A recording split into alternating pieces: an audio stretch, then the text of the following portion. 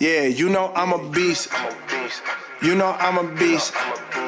Welcome to the feast. My whole team off the leash. We don't know defeat. Everybody eat. Hey, you know I'm a beast. You know I'm a beast. Welcome to the feast. My whole team off the leash. We don't know defeat. Everybody eat. Hey, you know I'm a beast. Can I run up the score, run up the board, breaking the mold? Ay, ay, walking the door, you know what happened? We step on the floor. Hello and welcome to the Impact of Music and Sport webinar brought to you by Universal Production Music. Thank you so much to hundreds of you who are joining us now. Over the next 60 minutes, you will be hearing from the leading experts in music and sports production. We really do have an incredible panel of guests for you. I must say they're the 𝕊𝕡𝕠𝕤𝕚𝕚s, the Serena Williams and the Usain Bolts of the sport and music production world. Sadly for you all, Gary Lineker was busy today. Do apologise. So I will be your host. My name is 𝕊𝕡𝕚𝕤𝕚. I work for Universal Production Music in the UK. It's basically my job to provide these guys and other big sports broadcasters, agencies and production companies with the highest quality production music for their content. We're probably all here today because sport and music are our passions. They're also our careers. These are two industries that inspire and influence our daily lives. They're also two industries that, you know, can instantly bond people together and cause heated discussions, but provide the best memories. We know that there's a lot of producers, a lot of editors, a lot of music supervisors who'll be watching this webinar today, excited to learn how to use music to your advantage when making sports content for both TV and online. I'm not just the host, I'll also be the referee. So a bit of Zoom housekeeping before we kick off. Any questions for our panelists, please add to the chat. I see you're a very communicative bunch. There's so much comments coming into the chat already, which is really great to see. If you have a panelist you'd like to direct a question to, please add their name to the start of the question. That'll really help me out. And I guess one of the secondary reasons why you may be drawn to our event is because we have an incredible prize to give away. We have one pair of Powerbeats wireless Bluetooth sport headphones, long name, big prize. The prize will be drawn at the end of the event, so please do stay with us. I guess that's the intro from me. I'd like to introduce our panel for the Impact of Music and Sport webinar. Firstly, Gerdine Lindhout is Head of Experimental Marketing and Promotion at FIFA. Hi, Gerdine. Lucas Spry is our talented music director and producer for Universal Production Music in the US. 𝕊𝕡𝕠𝕤𝕚𝕚 is Head of Production at Eurosport in France. Hi, Nicolas. And the man who has sent me many a detailed brief, Gareth Allison, music supervisor at BT Sport. Thank you all for attending. Looking forward to sort of hearing from you. Start the webinar off. Gerdine, I'm so excited for our attendees to sort of hear about your exciting projects and your role at FIFA. Can you just sort of introduce yourself and your role? Because it's quite different to the other panelists. It is, Alec. Thank you so much for having me. Thanks to everybody who is joining this webinar. I hope it will be both interesting and entertaining. So I'm Gerdine Lindhout, FIFA's Head of Experiential Marketing and Promotion.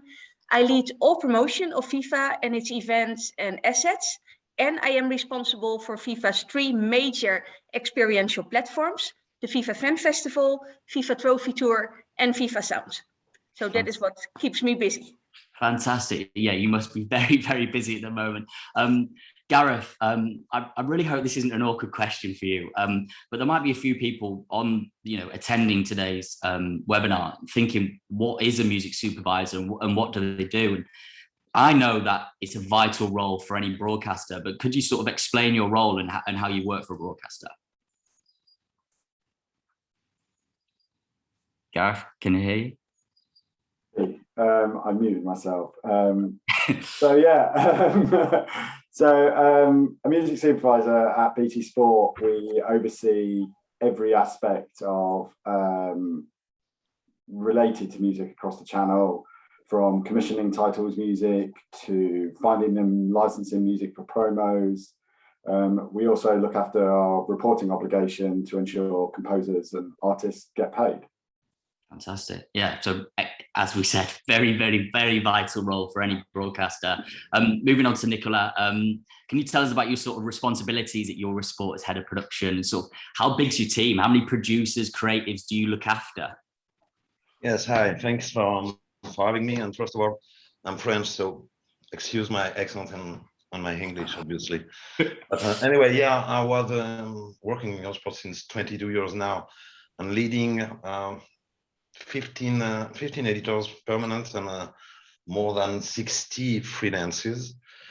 Sorry, and obviously there's a lot of production, especially since 4 or 5 months with the Olympics, Tour de France, and things like this. And obviously, we do more than 2,000 production per year, which is completely different. Auto promo, editing, classic editing, news, and things like this. And for real, Universal help us a lot with the music. That's good to hear. That's good to hear. It's true. It's completely true. And my friend Christophe 𝕊𝕡𝕠𝕣𝕥 can say that with me. Yeah, we've not paid you to say that, have we?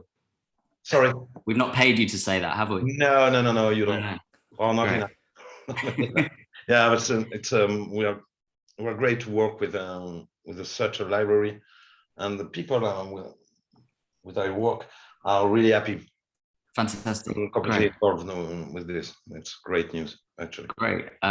Lucas, you are the man that makes so many people happy with his music. Hey, I'm happy to hear Nicolas happy. Yeah, well, exactly. We've got some happy clients here. Why is making music for sports content so important to you? Oh man, I mean, very quickly when I got into Universal, I was sort of into more contemporary styles of music. We're talking like top 40 hip hop and pop and stuff like that, and there was a need there to bring in a more contemporary group of roster composers and producers and artists, and very quickly sports picked that up when we started putting that out. And they're quick. They will put stuff out on Friday, and by Monday it's on TV on a major sports network or with a sports team, with whether that's social media or not. And I was attracted to that, and that's definitely attractive to the kids. I say kids, but people my age, just getting out of college and starting out in the world and looking for some quick wins. And so sports, they want to be trendy. They want to be talked about. Those social media teams there, they want the hottest, the freshest stuff. And so I'm able to adapt and provide that for them. And that's one of the big reasons why that's so important to me. Yeah, I love sports. I think that's super interesting that, we all know working in TV that sometimes productions can take 2-3 years to come out, but actually with sport, it's happening every single week, every single day. So actually the moment you put an album out, it's so interesting that it's getting used on the weekend. That's amazing. Cool. Thank you so much. We're obviously going to learn a lot more from you guys throughout the webinar. But there are hundreds of people watching us all over the world, and we sort of want to hear from them as well.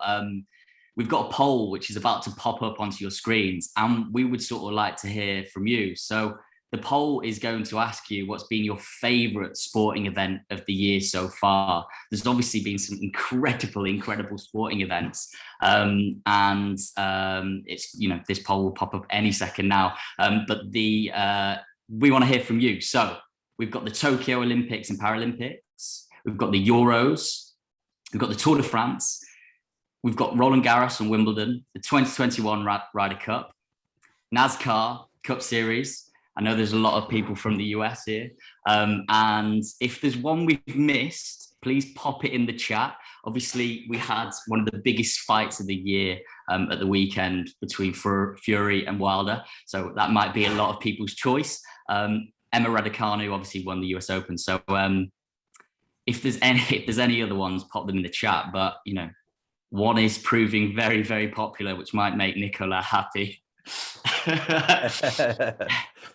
Right, we're going to sort of take your answers. We're going to stop the poll any second now. Cool. Right, the poll's finished. Wow. It is sort of a landslide for the Tokyo Olympics and Paralympics. Congratulations, Nicolas. Right. But there might have been a lot of English fans voting for the Euros, maybe not the final, but yeah, maybe a few Italian people voting for the Euros.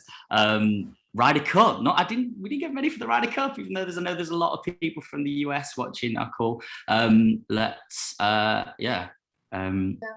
I think Nicola was lucky it isn't the FIFA World Cup year, Nicola. We'll do it again. We'll do it again next year. I can't hear you. I don't know what you're talking about. The chat is absolutely popping off at the moment. College football is having quite a season. Emma at the US Open. Alison Farmery gets in touch with us. WrestleMania, someone's spoken about. Obviously, they need incredible music for their stuff. Wilder vs. Fury 3. But obviously, the clear winner, congratulations, Nicola, was the Tokyo Olympics. And what an event it was. I guess we want to hear about that, sort of how you work with that. So as head of production for one of the biggest sports broadcasters in the world, what do you think makes engaging content and creative sports content? Nicola, you with us? Yeah. Sorry, yeah.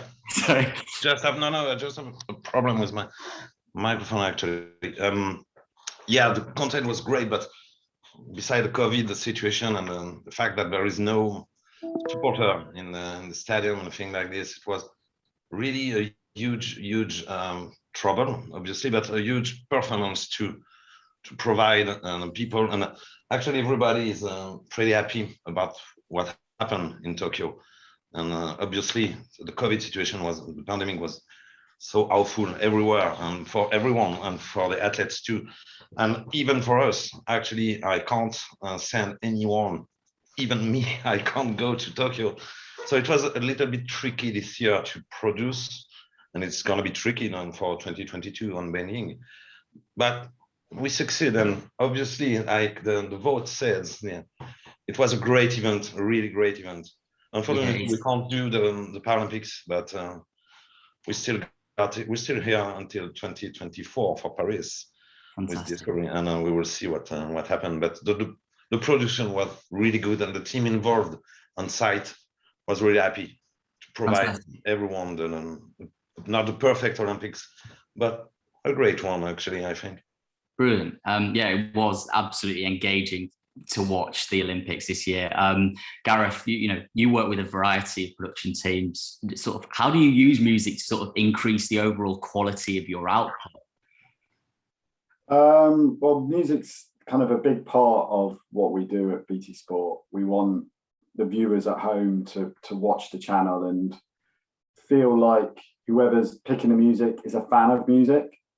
So we're always trying to kind of push music that's new, that's relevant, especially to each individual's VT, as it were, video tape, promo, whatever it is an opportunity to tell a story.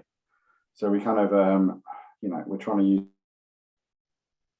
that's relevant to those stories, and the overall channel is just kind of, it's just music's just a massive part of what we do. Yeah, as a viewer, I think you do it incredibly well. And I guess sort of what would be really interesting for people to find out, maybe budding music supervisors, is when do you start thinking about music when a new season's coming up? How many months, how many weeks are you sort of thinking about what the sort of style of music you're going to use on a big event?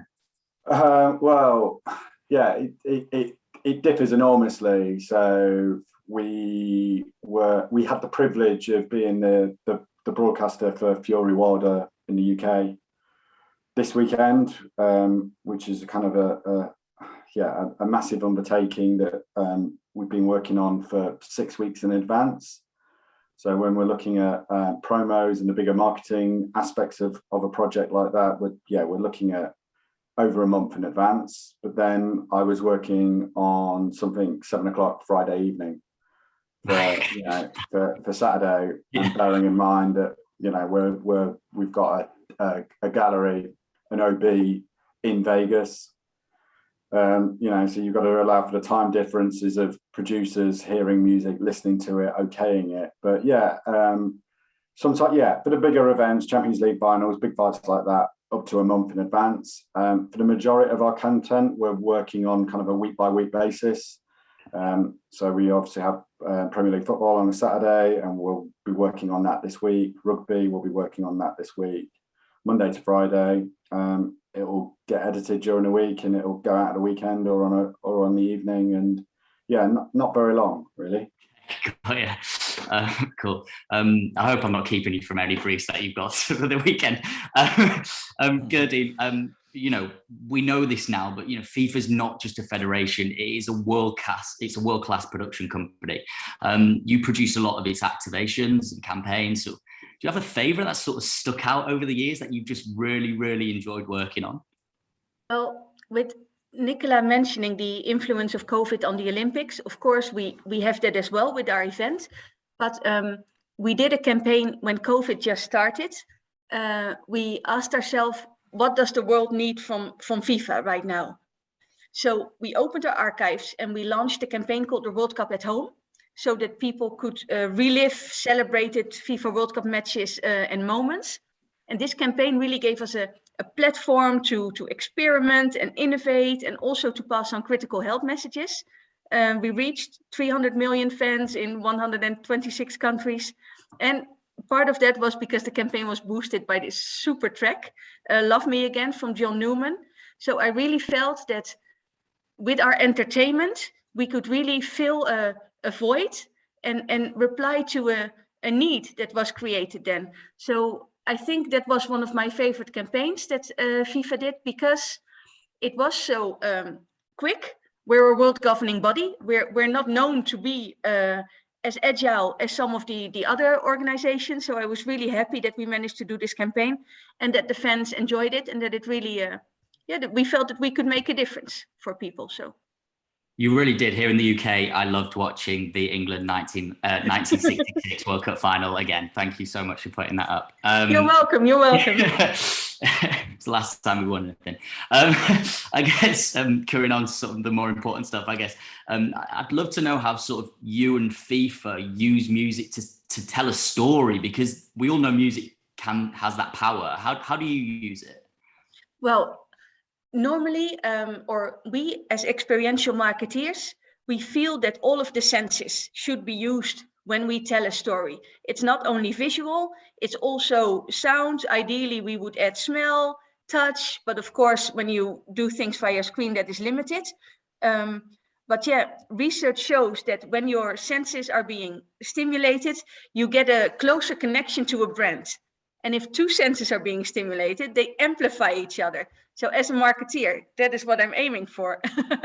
So when we use a brand identity, the visual aspect, and the sonic identity, that is really how we can make an impact with our football fans. And we treat the two equally.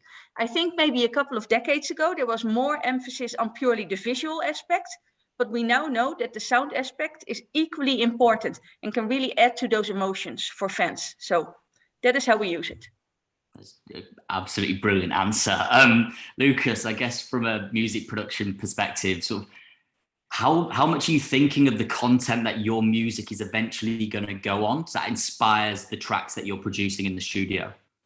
A lot goes into that. You know, listen, that's our audience. Those are the clients. That's who we want to make happy. So, you know, when I was starting out, it was kind of, I'm trying out different things, and what works, you know, works, and what doesn't. So as I progress, and, you know, you start to see the placements and how editors and producers, you know, fit those tracks in to tell a story.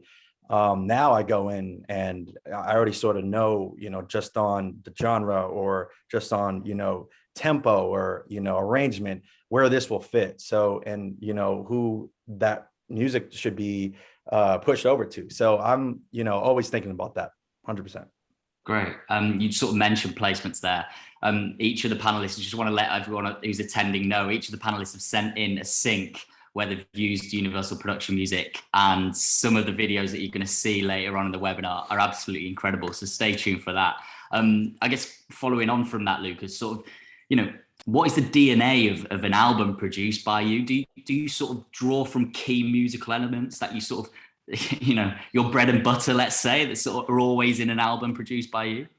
I would say you know, the drums, number one, have to be, if there are drums, some of them I don't have drums, but the ones that do have drums, they have to be well mixed. They gotta be strong. They gotta be, you know, they gotta slap, is what I say, on the track. And that always, like, you know, as long as those drums sound good, everything else, you know, I can kind of deal with and work, and we can work around. But those are big impactful things that matter on a track. So the drums are big, you know, like I said before, the arrangement. Certain things have different arrangements, you know, whether this is quick content or stuff for, you know, social media or whatnot. It's short and sweet, you know, intro, verses, choruses, and so on. And then tempo, you know, it depends on what the story is, but for different things, it's either going to be, you know, a slow sort of building sort of thing, or it's going to be quick, upbeat, and that really dictates where it goes. Cool. Well, that's amazing. And then Gareth, I guess you're the guy who's taking that music. Is there sort of a particular characteristic that you're noticing in yourself that you always go back to in a track? Yeah, I think drums is a good point, because, you know, drums aren't easy to record. They're not easy to replicate. So if the drums are sounding good, then you've got the basis for a good recording. You know, to listen to the rest of the track. You know, the first snare hit is just way off, then you're not going to bother listening to the rest, no matter how good it is. I just think just something that, it's authenticity, isn't it? It's whatever that track is, whatever genres it's trying to fit into or not fit into. It's just got to feel authentic. It's got to feel real. It's a really nice way of putting it. I guess slightly moving on, 𝕊𝕦𝕤𝕚, we've spoken about it previously. You know, it's been a really busy summer for you with the Japan Olympic Games and Gerding, FIFA hosting obviously the Men's World Cup next year in Qatar. What I want to know is sort of, it must be a tricky process, sort of picking the correct music to identify with the host country without being too cliche. We've all heard those really awkward sort of cliche stuff. So how do you sort of walk that tightrope, 𝕊𝕦𝕤𝕚? Starting with you, how did you do it with the Tokyo Olympics? For the Tokyo Olympics, first of all, we work in two different ways. Actually, the first was to create a packaging around the Olympics with our branding, which is for the hot promo and things like this, and with the musical content specific to our channel and created by obviously different musicians, and dedicated to this production, fitting perfectly with the Japanese. But the second part, we work on our program that I call cold, which means that my editor had the time to write from an empty shell and to go through the story, to write the story, and to choose the perfect music. And actually what fits the most for me and for sports is the epic music. You know what I mean about epic music. So the choice is obviously enormous with the library I got and they got. So sometimes, and most of them, choosing the music before getting the knowledge to what they are going to edit, obviously, and what they're going to write and tell a story. And when they got this, they got their own library, their own universal library, and they pick up the good one. So yeah, it's two different ways to work, but sometimes, yeah, most of the time they work like this, choosing, having the approved tracks before the event. Yeah. And obviously to be not so cliche and to fit a little bit with the Japanese or Chinese or anywhere in the world. But yeah, we don't like to do that too much. We really want to see what is the story, what do you want to write with the editorial team, and what do you want to tell. It's always like this. It's writing, it's music writing, it's editing writing, it's obviously editorial writing, but yeah. Cool. Good. We've had conversations about this for the World Cup next year. I know it's something that you put such an importance on. So how do you walk that tightrope? Yeah, it's super important for us. For all our fan-facing activations, so also the music part, we work with local consultants.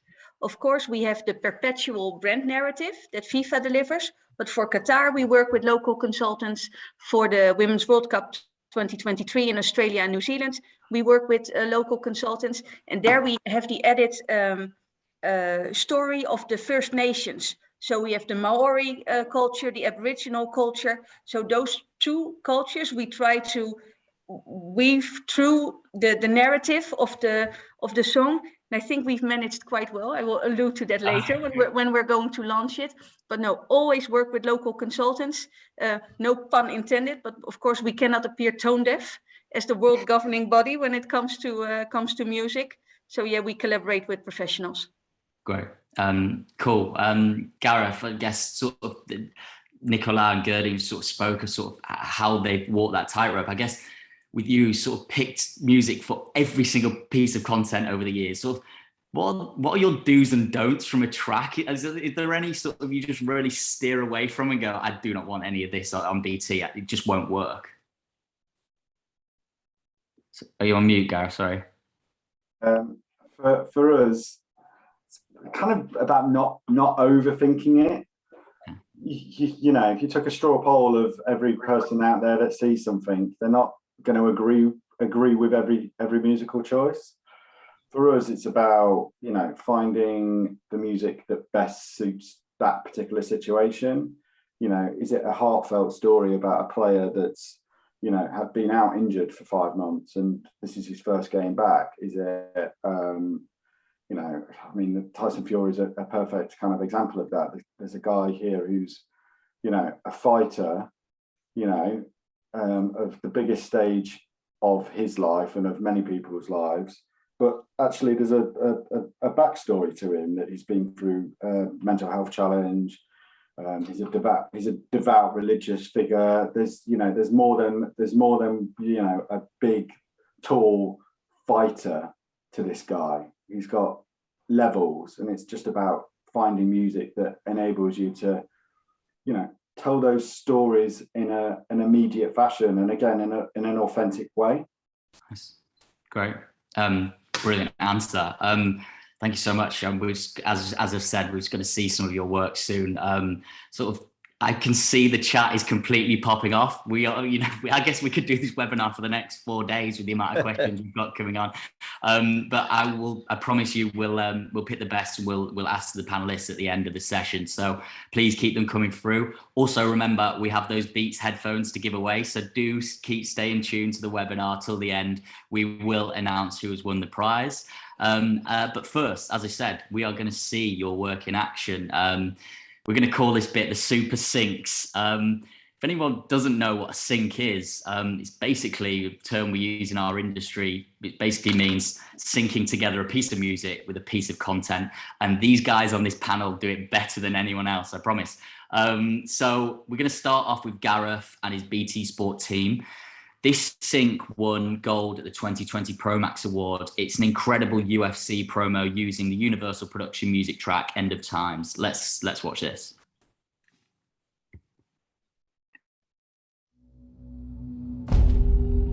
Leon, my son, you've come so far. Growing up, danger lurked around every corner.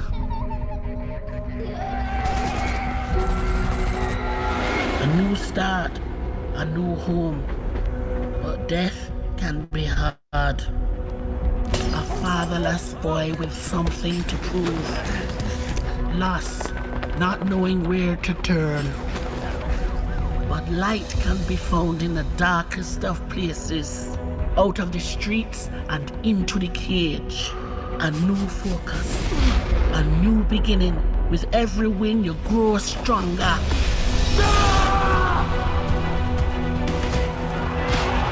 This is your time. This is your stage. Fighting for your family. For your island of birth. For the island you've made home. Fighting to be the best in the world. Wow.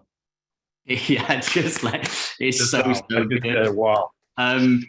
Honestly, you know, just one quick word on yeah. when I was saying about writing, how to write a story, and it's the perfect example actually. How to write, and when you write, you get this. When you take things like news or things like spur of the moment, doesn't fit very well. But this one was a really great job, actually. Yeah, incredible job. And before you talk about Gareth, I just sort of wanted to give you some feedback from the YouTube comments on this video, right? And that is usually a very negative place. But these are some of the comments. Whoever is behind making these BT Sport promos, you are a very talented bunch. BT Sport are going to be responsible for so many MMA fans with promos like this. Next one. Wow, that gave me chills. Next one. BT Sport does such a great job with these promos. Sorry for giving you so much praise here, but can you talk us through the creative process? Sort of, how did you work with the animators? How did you work with the producers, and how did you pick the track? Well, I mean, obviously, I'm but a small cog in a production like that. I'm just, I'm probably working. Those things take two or 3 weeks to make, and I'm probably doing a day's work on it, giving the producer ideas. But so yeah, the the promo kind of tells it kind of sells itself. It tells you exactly what it is. Leon Edwards is an MMA fighter. He's currently 19 for 3, and he's kind of one of our own. BT Sport does a really good job of taking fighters under our wing, and we have really good relationships to them, to the point where, as you saw there, Leon appeared in the promo for us. He did a day's shooting for us. He was happy to go under Spaghetti Junction in Birmingham and do some shooting in, not great particular weather. So yeah, we wanted to basically tell his story from a young boy who was born in Jamaica, who ended up growing up in the West Midlands. Didn't necessarily have the easiest upbringing, but Vegas was going to be his shot at not necessarily winning a championship or winning a title belt, but it was a big fight on the way to that.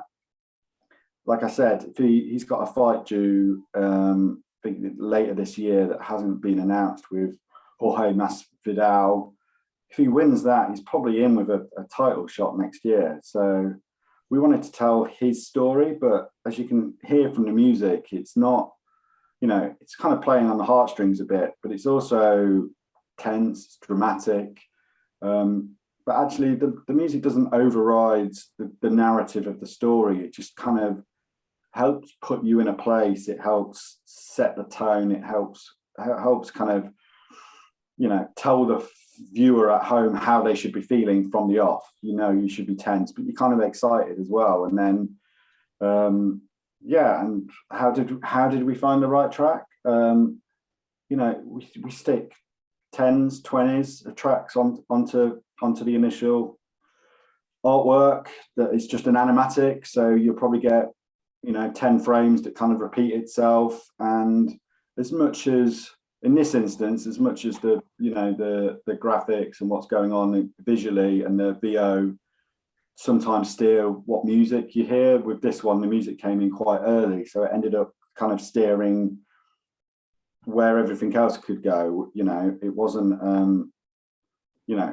it was kind of the perfect thing because everything kind of worked together in tandem, and that doesn't happen very often. But when you get a track early enough in a project, it just helps to pull everything else together. Yeah, it is, as you say, it's pretty much perfect. We spoke about it slightly earlier, but BT Sport really does have sort of a very distinctive sound, and I personally think it's got quite a distinctive energy about it. So how do you sort of use music to sort of differentiate from the competition? It does feel like you're trying to use it as a plus point, as a benefit to your whole channel. Yeah, we go a bit further with music than our competitors. We have for the commercial music, we have now playing bugs on a lot of our VTs. We have Spotify playlists, and we really want, like I said earlier, for people who watch BT Sport to feel like we're fans of, firstly, sport, but a close second, music. It's a big part of kind of the soul of BT Sport, that everyone within that building is like how can we use music to make things better? And I guess that's a lot about, again, comes back to authenticity, but a lot of the stuff that we use on the channel, a lot of the music is fresh. It's fresh music, it's fresh bands, it's fresh artists, because they kind of help put those moments in a place. They put it in the moment. So when, you know, viewers are watching something, a VT, they're getting excited about a big game. You know, that music can help to remind them of an event, as well as kind of, you know, set the emotions for the event. Yeah, it's a great point. Thanks so much for sharing it. I'm sure everyone enjoyed that. The next sync we've got coming up is from FIFA. It's it's sort of an example of the sort of diversity of where you can hear Universal Production music. This is FIFA's Play On podcast, hosted by One Direction's 𝕊𝕡𝕠𝕒𝕚. Let's hear it.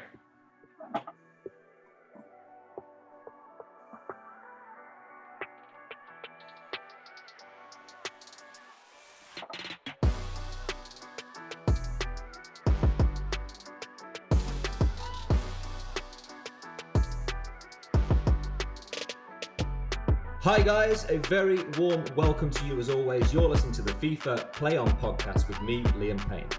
The podcast where I get the chance to chat with some of the most exciting football players in the world, inviting these amazing players to share a playlist of songs that best soundtrack their incredible stories. Along the way, we'll discuss everything from the tracks they've chosen and the stories they represent to family, love, life, and of course, football. And if that wasn't exciting enough, we'll also be joined by some very special guests, some of the biggest names in music and football culture, to give their takes on the topics that we cover. If you want to check out any of the tracks we discuss, you can listen to all of our player playlists through the link in the description below. Now sit back, relax, and enjoy the show. It's time to play on. I think the track works really, really well. 𝕊𝕡𝕠𝕒𝕚, sort of the Play On podcast is basically a really prime example of bringing together the best of the music world and the best of the sports world. Sort of, can you tell us about the podcast series and also the sort of music partnership you sort of set up with FIFA and Universal? Completely. As Garrett was already saying, people that are passionate about sports are often also passionate about music. There are two passion points that are really closely connected. And that is why we launched FIFA Sound. We wanted to, together with the Universal Music Group for Brands, we wanted to create this one-of-a-kind strategic collaboration to establish music-based marketing initiatives and activations. And the FIFA Sound strategy that we launched at the beginning of this year is sort of the overarching umbrella for that. And Play On is the podcast, is the first initiative that comes out of it. So I feel a bit like a newbie in the company of all these music production greats, but I'm very happy that I get the opportunity to speak here, because we really hope that as a football organization, we can also make our steps into music and hopefully be taken seriously with the productions that we do. When we launched the Play On podcast, we got some really good feedback about creative bravery and freshness, and yeah, we're looking forward to exploring that more. We have a second season coming up. We're working on those sound identities. So for us, it is super exciting. It is a space where maybe not everybody expects FIFA to be, but we feel there's a huge potential to reach new audiences and hopefully pull them in through music and have them enjoy football at the same time. That's very cool. Series 2 coming up. That's exciting. If 𝕊𝕡𝕠𝕒𝕚𝕚's ever off or ever ill, I can step in. I'll happily step in. Sneak preview. We have 2 new hosts and a new concept, so stay tuned. But maybe for season 3, Alex, we'll put you on the list. Alex is better looking than Liam, I'll say that. You're too kind. 𝕊𝕡𝕠𝕚𝕚, sort of, we've worked together for a year or 2 now, and the great thing with you and the FIFA team is you sort of always send a detailed brief through. And I know for you, it's really important to have that sort of time and preparation and have a detailed brief. Could you sort of explain why? Well, as we say in the Netherlands, preparation is the key to success. And yet, I think if it's a bad output, it means that the brief was not good. The thing is that we as a team are not always the ones that are being able to give that brief. So what we prepare is a brand manual, but now also a sound manual that we can share with our stakeholders so that they also have the right tools to be able to create those briefs. So manuals, playbooks with good examples. I mean, yeah, we're on new territory here. The brand manuals, we've made them for centuries, but now these sound manuals, yeah, and you've been a great help creating that also with examples from the library. So we will start testing them in the coming months. I'm sure there are points of improvement, and we'll stay in touch with Nicola and Lucas and Garrett to get their feedback, hopefully.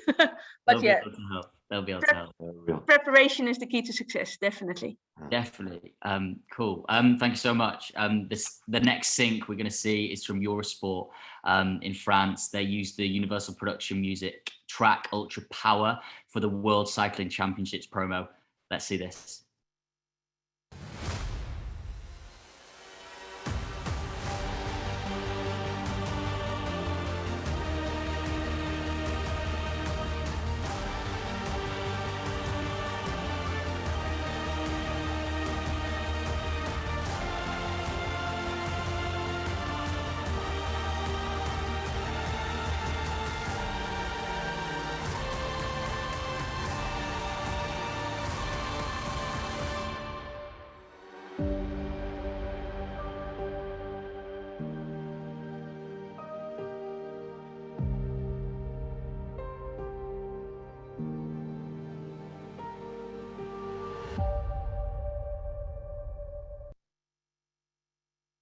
Yeah, it's an epic promo. It's an epic track. I think the great thing that I sort of got from that is it almost sounds like a bespoke composed track, but that is just one of however many tracks in our library.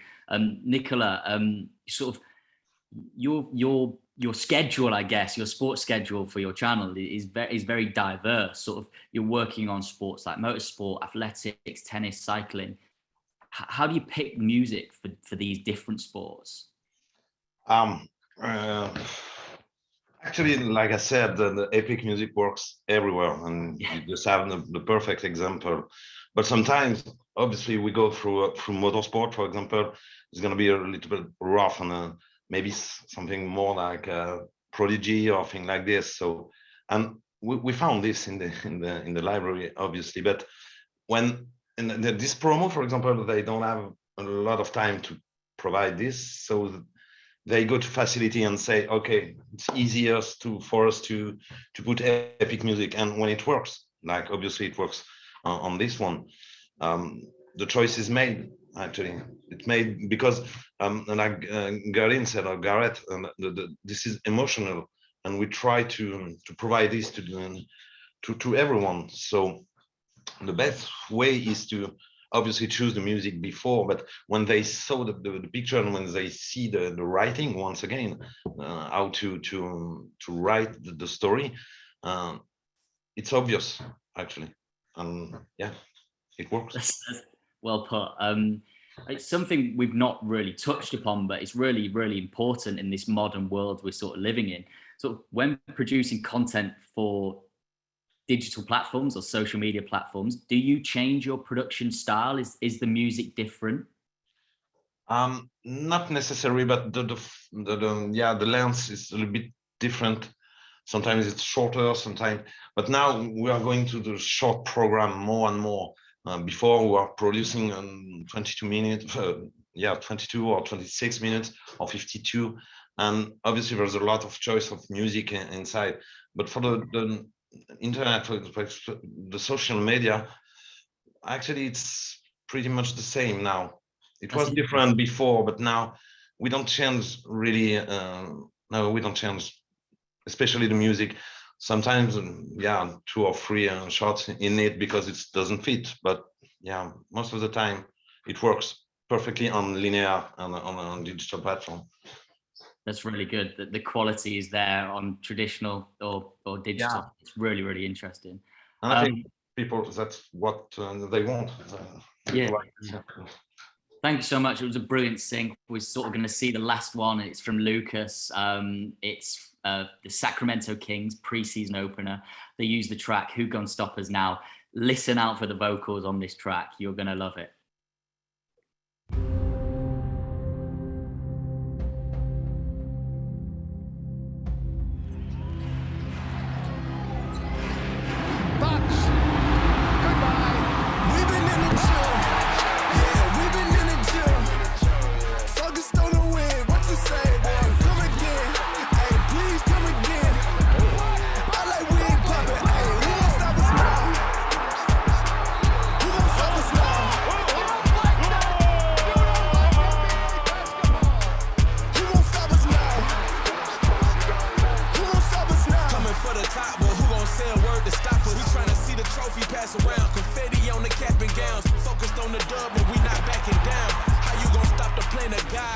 marching with the squad. Look at me, this RMG, and we the captains now. We've been in the gym, yeah, we've been in the gym.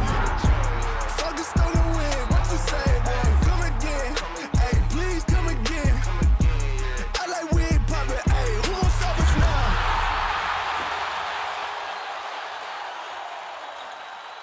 Amazing. Who said production music couldn't have great vocals? It just sounds like a commercial track, Lucas. Sort of, you've produced so many tracks like it. I guess sort of a lot of people would like to know, a lot of people watching, sort of what are the best ways of getting your music onto sports programming or promos? I guess just produce something good like that. Yeah, honestly, just make it. You know, if you build it, they'll come sort of mentality where with that sort of track in particular, shout out to Derek Miner and the Reflection Music Group that kill it all the time for us. But we had a friend from the NFL reach out and say, hey, listen, we all this hip hop, there's so much lyric stuff, but it's all about, you know, boastful self sort of centered lyrical themes. You know, I'm the best and me, and there's not enough team and not enough we and not enough, you know, team spirit or support and lyrical themes that go along with that, and especially in hip hop. And so that was the goal. And we made that for the NFL, and it just ended up working out for all teams, you know, and it's a universal sort of thing. And so it was amazing to just see them tailor, you know, the edit to the lyrics, where they're like, hey, we're in the gym, they're in the gym, you know, and they're tailoring those hits and the drum hits to the dunks, which we learn early on with hip hop. And, you know, you always want to sort of have great edit points for that. And that's why those drums are so important. You want it to slap, you want it to boom, you know, and for something like that, it stands out. And then when that plays in a stadium, you know, when that's on the Jumbotron, you know, you want to make sure that stands out. That sound is going to, you know, reciprocate throughout the halls. And you want to make sure that everyone is aware, you know, of what's playing. So that was a great example of that. I need to listen to it next time I don't have the motivation to go to the gym. It's a good point. I guess there's so many people as well sort of would like some advice that maybe budding music producers who start in their careers. You know, have you got any advice for them? And then secondary, where would they submit their work if they wanted to, you know, get their tracks on Universal Production Music like yourself? Sure. I mean, a quick advice just for people starting out, or, you know, be able to accept failure, be able to, you know, accept people saying no and closing the door on you. That's just a part of the game, and don't get discouraged by that. But instead, you know, use that to flip your perspective of how to improve, or, you know, where to go and what door to walking next. Really quick story. My first album I did for Universal Production Music was this like sort of straightforward trap music, which I thought would be great.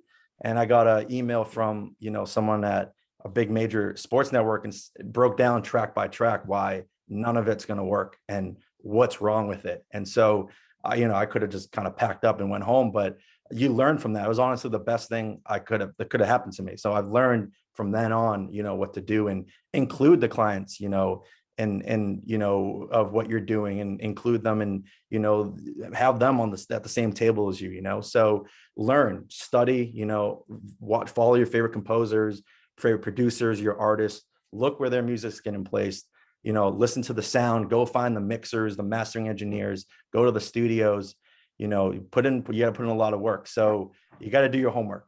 And then, so the second question, I could go on and on about that, but the email to submit for a UPM, which goes to sort of all, you know, a whole plethora of producers, not just me, but everyone. I'll put it in the chat, but it's production.upm.us@umusic.com. And I will throw that in the chat now for everyone that's interested. Thank you. Cool. Thank you so much for sharing your syncs. We've got sort of just under 10 minutes left, so I'm going to go through the questions that we've been receiving throughout the last 50 minutes. Thank you so much for sending them through, everyone who's attending. Remember, we've got the prize to give away in about 8 minutes, so we'll get through the questions and we'll see who's won those amazing headphones. This one's coming from Kavina. How is your own vision changing as you grow into your job? And how is it changing the world of music in sports? I guess that's sort of, how is your sort of your personality and influence changed your job? Nicola, starting with you. Oh, tricky. Tricky question, actually. I can't answer for no. I don't know. It changed. Obviously, it changed, but it's always about emotion, about what you do and how do you do it, and how do you feel. Yeah. And there was no exception with this pandemic, and yeah, it depends actually. For my team, it's like this.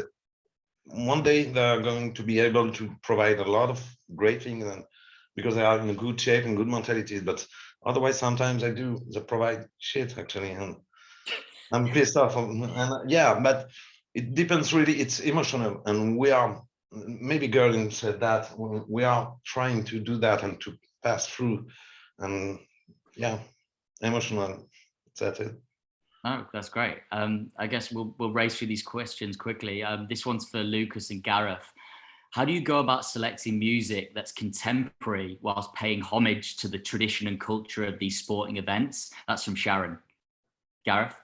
I think that's again, it's about understanding the story you're trying to tell. Understanding the music as well is part of a lot of what we do. Is we have to understand genres. We have to understand why they started, why they're where they are, who those artists are, who those composers are, what's their background, why have they written this particular song, and then you can kind of use that to adjust. You're making sure that you're pitching the right music to the right story. Ultimately, there's no point, like you said. I mean, the NBA promo is a great example. It's it works with hip hop for a reason, because the majority of those athletes listen to hip hop. I'm sure other genres would probably work as well, but that's the one that's at the top of your list. And it's understanding those players and those athletes and those sports people, and it's also understanding the music and how you connect them. Yeah. Brilliant answer. Lucas, do you sort of have anything to add to that? I mean, he hit it on the head. I mean, you got to understand, what you're putting this music in, how, it's really about how authentic, it has to be. And you can't really fake, you can try to fake that kind of stuff, but, people are going to see that. And that's when, you got to really study and you got to really do the research, because it can unfold in 2 seconds. And so, basically what Garrett said. Sure. Cool. We've got one for Gerdine here from Peg Connor.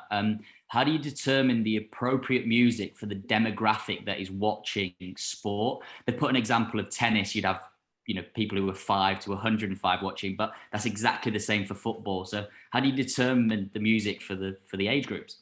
Okay.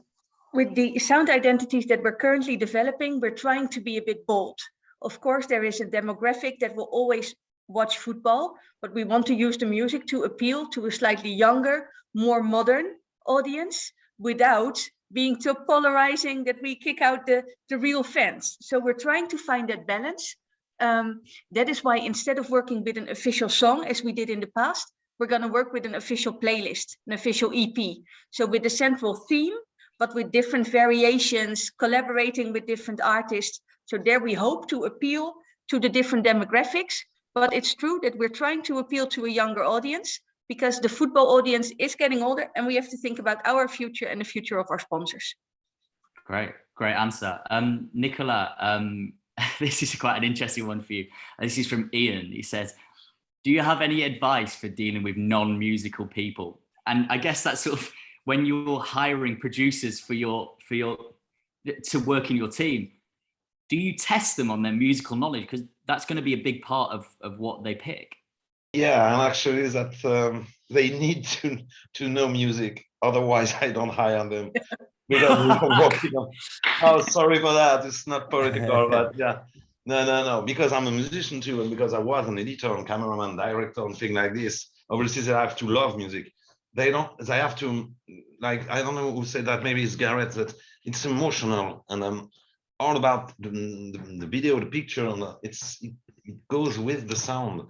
And yeah, they have to get the knowledge actually about the song. And I'm not talking about K-pop or things that I hate, but I'm talking about fit the music with the pictures. And yeah, sorry, but I don't hire some people who don't. So, sorry to jump in, but we you know, we have a lot of producers that I wouldn't pin down as being music fans, but ultimately that you kind of there to do a job. And again, it goes back to the researching thing. It's not difficult for anyone to go away, and again, the emotional impact that they're there to tell a story. They're putting a VT together. They're telling a story. So there's a way of understanding music without necessarily using music words, and understanding what the current genres are or whatever.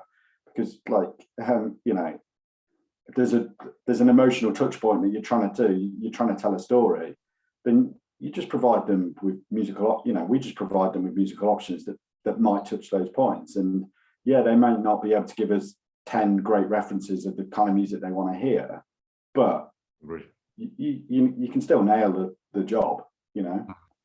Yeah, I guess that's a brilliant way to end. I like the question to finish on. Thank you to everyone who's been waiting. You know, we are about to give the prize away. We have done a cup draw, as you would do in any sporting event.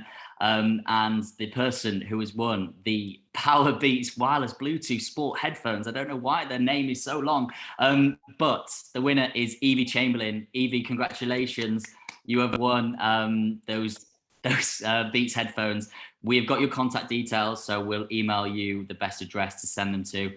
Congrats, Evie. And I guess to round off, to finish, firstly, thanks to Gareth, thanks to Gerdine, Nicola and Lucas for taking part in the Impact of Music in Sport virtual event. Honestly, it's been amazing. Thank you. Thanks for having us. Thank you so much, Alex. Such a pleasure.